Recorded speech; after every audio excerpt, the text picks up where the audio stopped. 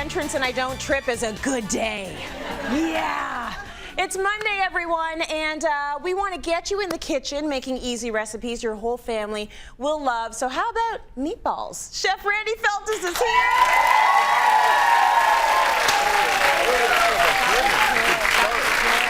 I didn't trip. That was a good high five. Got it down. Now, I call them meatballs, but Yes. I'm underplaying this whole thing because they're massive. It's a jumbo meatball. It's a jumbo meatball. It's just one. Yeah, if you go back for seconds, then you can have a second, I guess, and it's meatballs. But okay, we're just going to go one to the plate first. One, and it'll ball. be significant. Yes. Okay. How are we making this meatball? Well, listen, there's all kinds of different recipes out there for meatballs, but I think you need flavor first. You and do. flavor for me is 50% beef and 50% pork. Okay. Okay? Mix it up. So the pork is what gives you the flavor, right? And then the beef gives you the sustency. Yeah. Some people put veal in, but I don't really want to go down that road because I don't find it as flavorful as the beef. Yeah, okay. Okay? Fair enough. Then we need some things to kind of embrace that flavor and bring it up. I hope those gloves are for you and not me. You want to go that route? No. Come on. I never do. I never, You're ever, such ever a good do. sport. I do have some gloves here in emergency. Okay? So what we're going to do, we need the meatballs to bind. So what I've done is I've soaked a little bit of bread, right, in some milk, and it's a sourdough, so there's a little bit of kind of like an acidic kind of thing in there. All right. So we're going to throw that in there. Tracy, Do I massage it yet? you can start massaging it. My favorite part of every cooking segment this is on the family show. fun right here. So fun. Right? Do you remember that time I forgot the gloves? I remember that time. I do. It's a little Dijon, chopped parsley, you know, I'm a fan of the parsley. It's just like that one herb that kind of gets left out of the dance all the time. Well, and that's the flavor, right? We're adding flavor. And you don't want it overpowering, it's kind of like nice and mild there, right? Yeah. And then here comes the big stuff. We got a bit of the garlic and Worcestershire. And don't be afraid of the Worcestershire. All right. Good times, it's hard to spell in a recipe. It's going to give it some punch. It's hard to spell, it's hard to say, too. You got it. All right, so I'm mixing it. How's that feel so far? It's kind of fun, actually. It's all right. A little bit like Play-Doh. So what we call for in the recipe is a pound or half a pound of each. Okay. That should make about 4 balls, right? Okay, so that's going to be really big. That's a big ball. They're each, So what do you want to do? He said it, not me. Oh, yeah, insert the jokes here, right? So what you want to do now, you know, a little salt, a little pepper too. We kind of forgot that, but that's okay. Now you want to get your hand in there, and you want to make, you know, it's almost coming up to meatball or to snowball season. Yeah. Give me a snowball. Okay, all right. I can do that.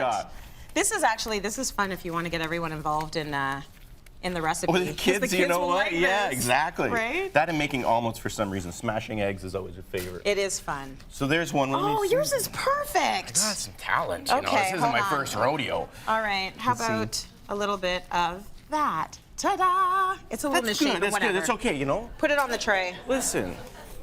Then what we're gonna do is a little bit of olive oil onto like a little parchment paper. You know, I want to protect these and make sure they're all nice and glistening. We're gonna pop these in the oven at 425 for 25 minutes. Okay. You following me? I'm following you. But because the ball is so big, it's probably not done. And keep in mind, the oven, here it comes, ready for this? I'm ready. Oh. That's a giant, beautiful looking ball. Yes, yes it is. Keep in mind though, that's a dry heat and it's a little aggressive to the ground meat. And so we've kind of sealed the outside with this mechanism, but now what we're gonna do is we wanna poach it in a braising liquid. And so we're gonna cook it the rest of the way by braising it. So what we're gonna do is we're gonna pop this into, and what I've done here is really simple, caramelized onions, a little bit of red wine. When I say a little bit, I mean half a bottle. Okay.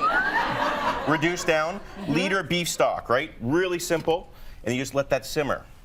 For how long are we 25 simmering? minutes again, maybe another half hour. Yep. In the meantime, what we're gonna do is the Irish is coming out. We're gonna get some mashed potatoes going. Nice. You only get one chance to make the mashed potatoes flavorful, so guess what we're gonna do? We're gonna throw it all in. Butter. Butter. Cream or milk? 35% cream, you know? That's like having Wayne Gretzky in your hockey team and putting him on the bench. You know, you don't do that. If you got the 35% in the fridge, just put it in there, right? Okay. A little bit of chives, and then, you know, oh, cheese. Parmesan. Okay. Yeah, I just got back from Italy. I'm kind of liking the Parmesan and everything lately. This is turning into a good dinner. So now you got this like beautiful, decadent, kind of like, wow, little bed for your giant meatball. You just kind of mix that up. There's a little bit of greens in there. What we're gonna do, you ready for this? Now it's plating time. Fold this up.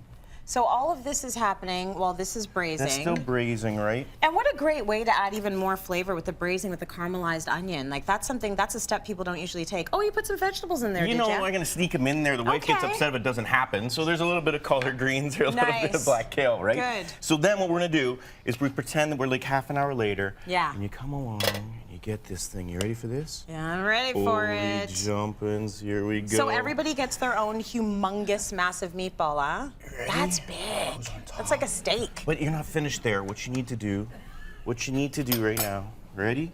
Pour some of that just good get stuff some of on this top. like caramelized onion in there. And now before I finish this dish, what you're gonna do 2 days from now, you're gonna put this stock and you're gonna refrigerate it. Yep. And you're gonna pretend it never happened for 2 days, and it's gonna marinate and all these flavors are gonna get real juicy and lovely in there. 2 days later, you're gonna heat it up. Yeah. You're gonna put it in a soup bowl. You're gonna put a crouton on top of it with some cheese. You're gonna melt it under the broiler. It's like, oh, and everyone's obviously forgot about the meatball. Yes. But tonight, they're gonna remember the meatball when you do this. Oh my goodness, give it There up we for go. Randy.